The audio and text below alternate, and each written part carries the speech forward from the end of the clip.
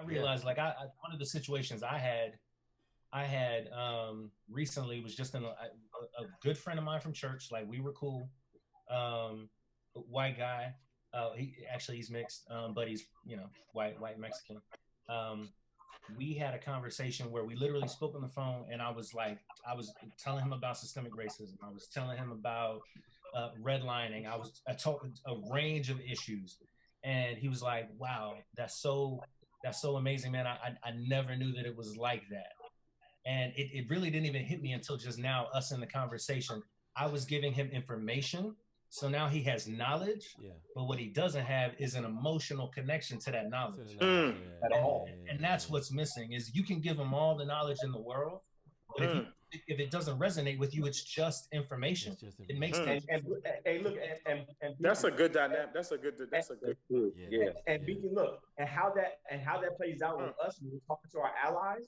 Because a lot of times a white ally is somebody who understands systemic racism and that there is an imbalance on an intellectual level.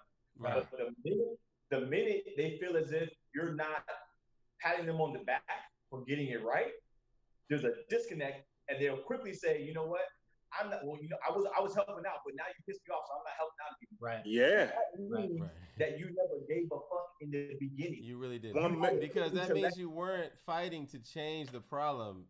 You were fighting to get accolades from me. And the problem isn't that I don't appreciate you. The problem is white supremacy. So there's something to fight, whether I appreciate you or not. So they couldn't have been. It couldn't have been the right reasons.